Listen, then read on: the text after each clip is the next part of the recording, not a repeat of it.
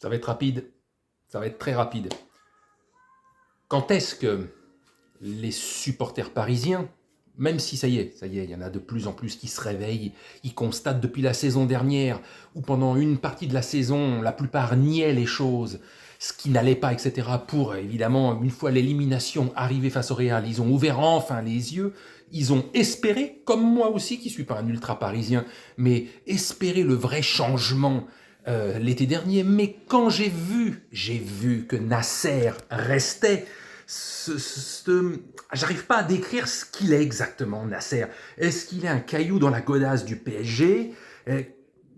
Parce qu'il est fourré dans plein d'affaires, il est fourré dans tous les merdiers, il s'entend pas avec ses directeurs sportifs, il s'entend pas avec ses entraîneurs, apparemment c'est reparti là avec Campos, il s'entend pas parce qu'apparemment dès qu'on lui tient tête ou qu'on n'est pas d'accord avec lui, de toute façon ça part en couille.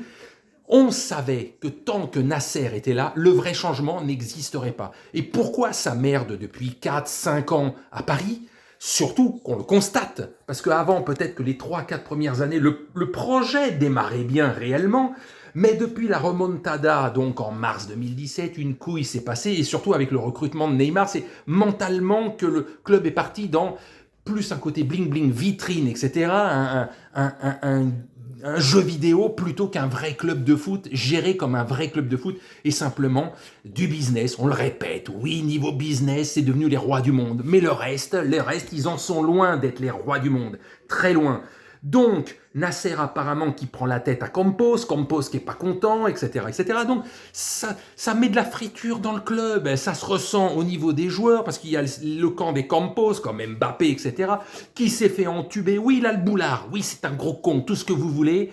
Mais il s'est fait entuber. Il s'est fait entuber. Et qui que ce soit, que vous soyez un boulard, une tête de con, hein, quelqu'un de gentil, etc., etc., dans votre vie privée, on vous entube par rapport à des promesses qu'on vous fait, eh ben vous l'avez mauvaise. Et certains, comme ils ont justement un côté surdimensionné niveau ego, eh ben oui, ça marche beaucoup moins bien. Et Mbappé, c'est ça. Alors il a un ego surdimensionné, ça peut en énerver beaucoup, mais quand on te nique, oui, tu l'as mauvaise.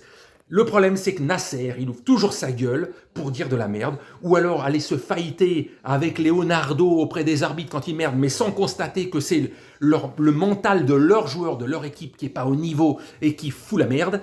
Bref, on a espéré à l'intersaison, après toutes ces saisons un petit peu d'une médiocrité qui devenait de plus en plus flagrante, et avec aucune chance d'aller au bout en Ligue des Champions dans un contexte mental qui fait qu'on ne joue pas en équipe, et surtout ce truc-là, ce truc qui concerne Paris, c'est toujours, on dit, les trois devant et les autres. Dans quel club, le top 5, top 6, top 7 européen, on dit les trois devant et les autres? Les autres, c'est une équipe, point barre. Là, ici, les trois devant et les autres. T'as l'impression qu'il y a deux équipes en une. On le dit ouvertement, ça gêne personne.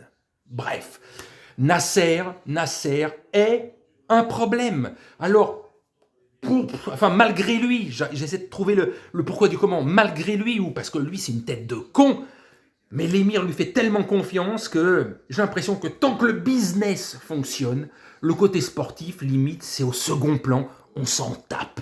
On la gagnera jamais, la Ligue des Champions, on s'en fout. Peut-être que dans 2 ou 3 ans, le Qatar se sera barré, mais ils auront eu une image internationale qui auront fait qu'ils auront pu mettre les pieds où ils voulaient, rentrer dans tous les business qu'ils voulaient, investir dans tout ce qu'ils voulaient.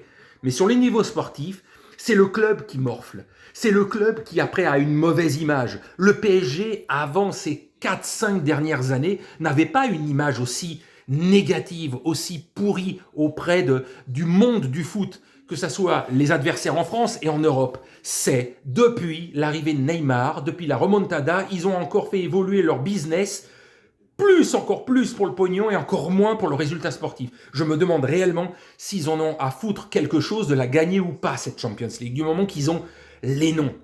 Mais Nasser, tant qu'il est là, rien ne change. La preuve, il y a encore des affaires extra-football, football, tout ce que tu veux, qui fait que depuis 3, 4, 5 ans, ce club se ramasse ou débranlé, ou se fait taper parce qu'il n'y a pas de jeu d'équipe. C'est chiant, on est obligé de se répéter depuis 3-4 ans pour constater la chose que, oui, au jour d'aujourd'hui, à l'heure, à la force, au côté, ce qu'est le club aujourd'hui, le mental de ce club, les problèmes qu'ils ont, comment, sérieusement, vous voulez et vous pensez qu'ils puissent aller au bout de la Champions League, si ça tire dans tous les sens?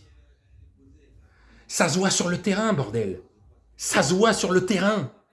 Allez, salut.